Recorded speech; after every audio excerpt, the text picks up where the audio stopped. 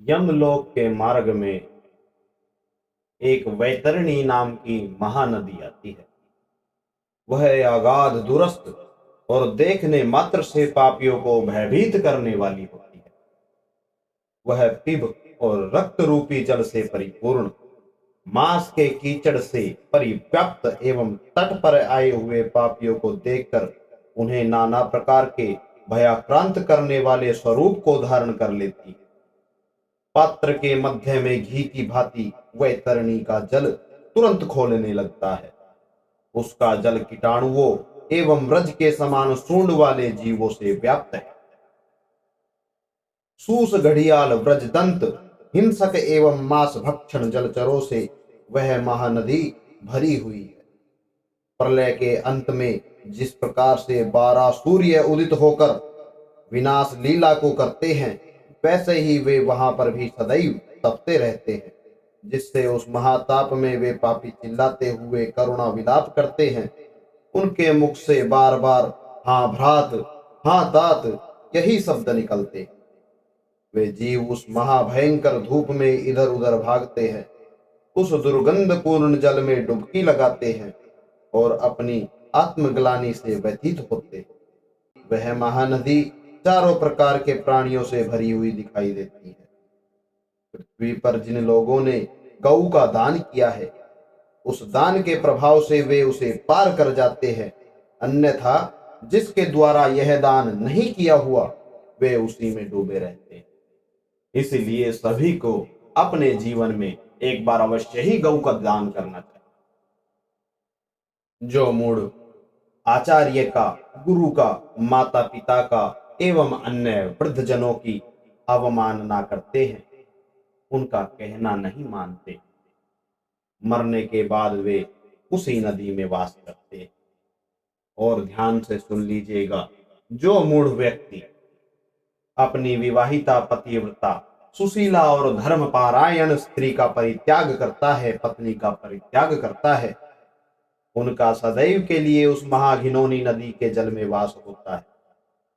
विश्वास में लेकर अपने स्वामी का, मित्र का, तपस्वी का, स्त्री का, बालक एवं वृद्ध का जो वध करता है, वह पापी भी उसी नदी में गिरता है। वे उसके बीच में जाकर करुणा विलाप करते हुए अत्यंत कष्ट भोगते हैं, बहुत कष्ट को भोगते हैं, बहुत पीड़ा होती है उनके शरीर में। वहां के जो सूंड वाले जीव हैं, बड़े बड़े दांतों वाले, वो उसको नोच नोच कर उसका मांस खाते हैं, बहुत पीड़ा का अनुभव होता है। इसीलिए कभी भी जो है गलत कार्य नहीं करने चाहिए, गलत संगत में नहीं पड़ना चाहिए। हमारे साधु संतों द्वारा यह बात हमें बार बार समझाई जाती है, लेकिन हमारे मस्तिष्क में यह बात कभी नहीं बैठती। शांत तथा भूखे ब्राह्मण को विघ्न पहुंचाने के लिए जो उसके पास जाता है, वहां प्रलय पर्यंत कृमि उसका भक्षण करते हैं। जो ब्राह्मण को प्रतिज्ञा करके प्रतिज्ञात वस्तु नहीं देता, अथवा बुलाकर जो नहीं है ऐसे कहता है, जिस प्रकार आप कभी किसी ब्राह्मण को बुला लेवें अपने घर में भोजन इत्यादि के लिए, और घर पर बुलाकर आप जो है ब्राह्मण की अवज्ञा करें, उनका जो है अपमान करें, और ऐसा कहकर ब्राह्मण को वहां से भगा देवे कि ये भोजन नहीं है, ऐसा कभी भी नहीं करना चाहिए। उसका वहां वैतरणी में वास हो जाता है, उस प्राणी का, उस मनुष्य का। आग लगाने वाला, विष देने वाला, झूठी गवाही देने वाला, मद्यपान करने वाला, यज्ञ विध्वंस करने वाला, राजपत्नी के साथ गमन करने वाला, चुगलखोरी करने वाला, कथा में विघ्न करने वाला, स्वयं दी हुई वस्तु का अपहरण करने वाला, खेत और सेतु को तोड़ने वाला, दूसरे की पत्नी पर अपनी नजर रखने वाला, रस विक्रेता तथा वृषलीपति ब्राह्मण, प्यासी गायों की बावली को तोड़ने वाला, कन्या के साथ व्यभिचार करने वाला, दान देकर पश्चाताप करने वाला, कपिला का दूध पीने वाला शूद्र तथा मांस भोजी ब्राह्मण, ये निरंतर उस वैतरणी नदी में वास करते हैं।